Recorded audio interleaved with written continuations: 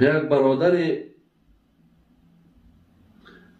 برادری در اینجا بر من مراجعت کردن که زنم روزه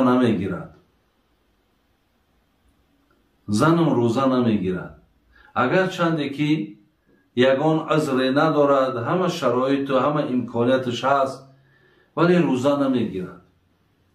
مثلا سال گذشته روزه نگرفت و حتی میگه تا اندازه میگه گویم این زن برای من دلگیر شده است که برای من حتی همون در رمضانم چای سحر ما تیار نمیکند.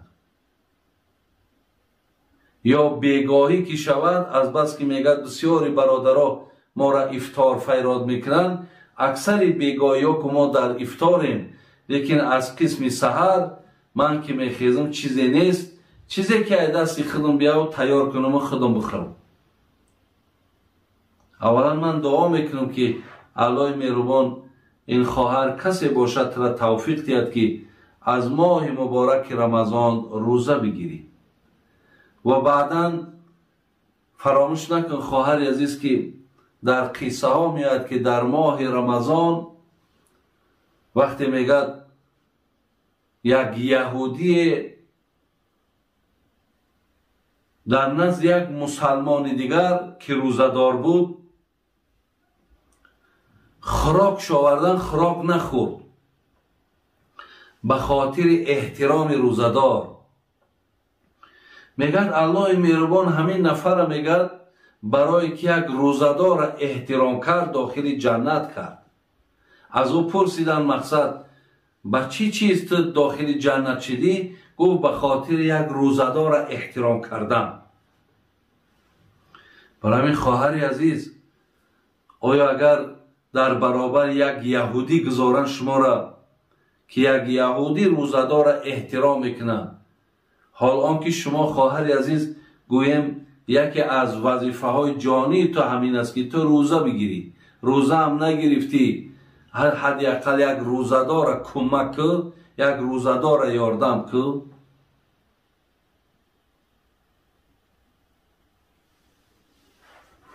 بسیاری برادرای هستند که الله خیرشان تیاد، حقیقتا هم بچه های با توفیقند، غیر رمضان هم روزای دوشنبه و پنجشنبه هم روزه میگیرن، ولی برای اونها هم من مصلحت میتونم که خواهرای عزیز کدام روزه میگیری همراه شوهرت خوش به حالت بخیزین، هر دهکتون مقصد طهارت کنین، دست روکاتون بشوین، آونانتون بخورین، تهجدتون بخوانین. باز اگر تهجد باشد، تهجد نباشد، خیزین برای روز دوشنبه و پنجشنبه یکدیگر با دعا کنین، خیزین با پای نماز بامداد، چون این بهترین زندگی های، این بهترین بگیم که بندگی های، این نظر رحمت در بالای هر دو شما. این چی بود است که خواه مردک خواه زنش روزه میگیره،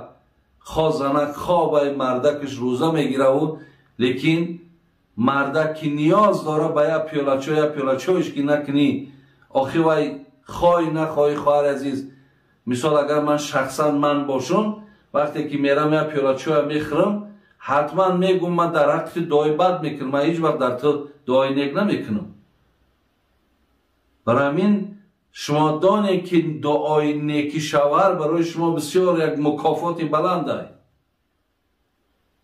برای چی شاعر میگفت هر آن زن که طاعات مریم کند، زخونی نگه سجدگر نم کند، چون نباشد راضی از او شوهرش، به درگاه حق نیست جای اندرش.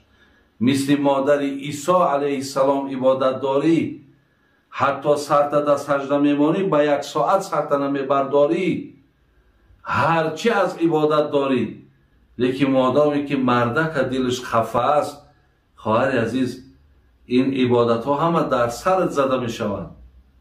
خود یک بارک انصاف که مردک من تا بگه روزداره، تا بگه با کار میکنه، من خیسته برایم یک پیاله چای نکنم، یا همین را در روزداریش یاردم نکنم.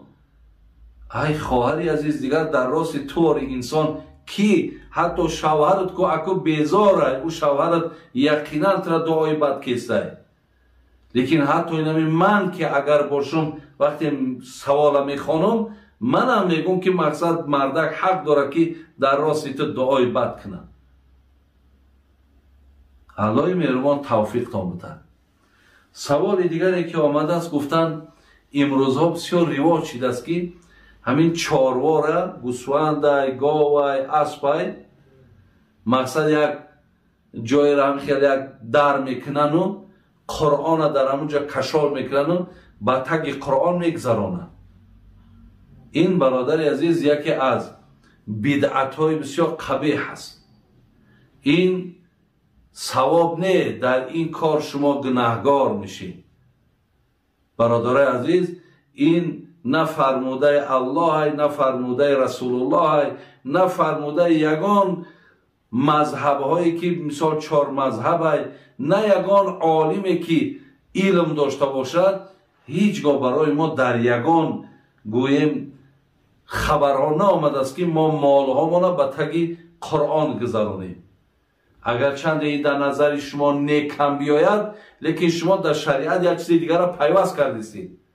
الله میگه و ما کان ربک نسیا.